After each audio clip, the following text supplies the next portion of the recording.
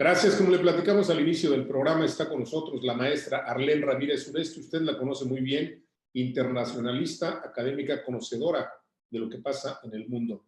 Maestra Uresti, me da gusto saludarla. Bienvenida. Muchas gracias, Ricardo. Igualmente, gracias como siempre por la invitación. Maestra, pues vimos hace un par de semanas una tragedia pues muy triste, la muerte de medio centenar de migrantes allá en Estados Unidos.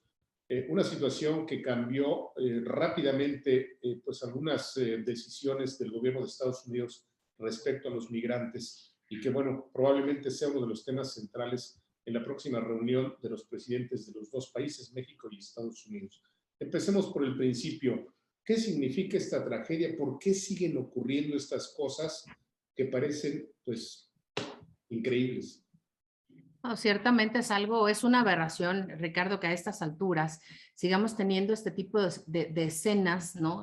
Tan terribles, y sobre todo pensar que no ha habido todavía el mecanismo de seguridad, de revisión, de monitoreo, pero sobre todo el mecanismo de generación de oportunidades y de programas que no sean clientelares, sino programas verdaderamente de reconstrucción de los tejidos sociales. Lo que estamos viendo, ¿no? Y lo que vimos hace unos días es el resultado de economías sin crecimiento, de gobiernos que están llevando a la población masivamente a un escenario de migración indocumentada, ¿no? Por subsistencia. Ya lo hemos platicado tú y yo en algunos otros momentos, cómo es que estos programas que aparentemente se llevan para detener los flujos migratorios son programas clientelares, políticos, no programas verdaderamente de reconstrucción económica y social. Y que evidentemente lo que tenemos como resultado son estas grandes tragedias que además nos hablan de una omisión importante de los gobiernos por los que atraviesa, ¿no? Un tráiler como el que vimos, que no es posible que no haya revisiones, que no haya monitoreo, que no haya este acompañamiento sabiendo de entrada que hay patrones, ¿no? Que seguir. Los consulados de México en los Estados Unidos tienen áreas de protección, ¿no? Un área especial que se dedica justamente a verificar y a revisar y acompañar a los migrantes, documentados o no, en su llegada a los Estados Unidos y en su estancia ahí. Entonces, de los dos lados hay omisiones importantes que hay que revisar y que por supuesto tendrá que rendir cuentas en su momento cualquiera de los actores finalmente involucrados. Ahora, recientemente a partir de esta tragedia o se dio a conocer, mejor dicho, nos enteramos que crece o ha crecido en este gobierno, en estos últimos 4 años, el número de migrantes mexicanos que cruzan a Estados Unidos y bueno, pues una tendencia que se había reducido en la última década previa. ¿Esto qué significa? Exactamente, y eso es bien importante para tu auditorio recordar. En el gobierno del expresidente Felipe Calderón y aún en el gobierno del expresidente Peña Nieto, hubo una reducción bastante considerable de los mexicanos que iban a los Estados Unidos buscando el sueño americano. Y eso significa que hoy vemos a las comunidades en una situación más precaria que en los años anteriores. Hay menos oportunidades laborales, hay menos capacidad de emprendimiento. Las oportunidades no solamente se están reduciendo, sino que además se está agravando el tema de la seguridad. Hoy por hoy el tema central de preocupación entre los mexicanos son las condiciones de seguridad pública a las que nos enfrentamos. Como tú sabes, los informes de la Comisión de Personas Desaparecidas de ONU, ¿no? Y la Comisión Interamericana de Derechos Humanos y el propio Consejo de Derechos Humanos de Naciones Unidas señalan a México como un país con alto índice de delincuencia, de impunidad y de corrupción respecto a estos delitos. Y eso, por supuesto, que permea en el tejido social y la gente hoy, la realidad es que tiene miedo, no vivimos en unas condiciones de seguridad, pero tampoco de seguridad alimentaria, ni de seguridad laboral, ni de seguridad social. Y todo eso va generando que haya una mayor diáspora a la que generalmente había y de manera natural de México hacia los Estados Unidos. A ver, para que le quede claro a la audiencia, el fracaso en seguridad, el fracaso en economía, ¿es lo que está expulsando a más mexicanos? Definitivamente sí. Definitivamente no hay las condiciones de crecimiento que permitan un arraigo y el desarrollo de proyectos personales, profesionales, de emprendimiento y sobre todo de empleabilidad.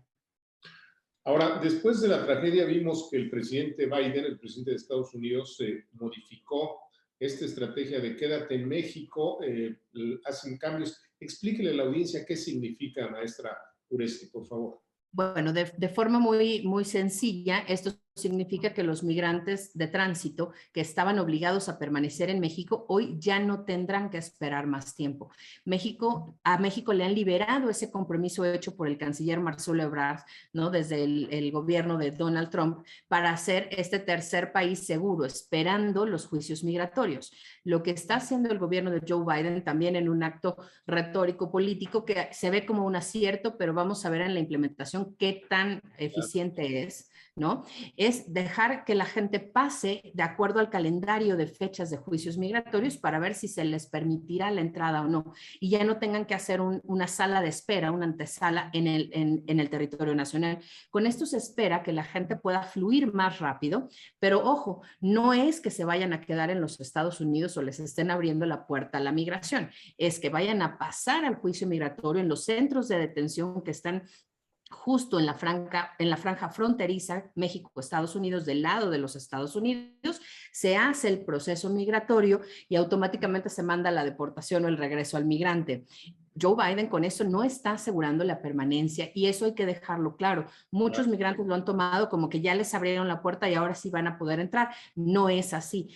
Es hacer expedito el juicio migratorio para que en lugar de estar esperando y sea interminable la espera, hoy puedan pasar para ser deportados de forma mucho más rápida o bien dejar que puedan pasar, ¿no? Siempre y cuando las condiciones del agente migratorio y de la persona pues coincidan en ese criterio y les permitan la entrada.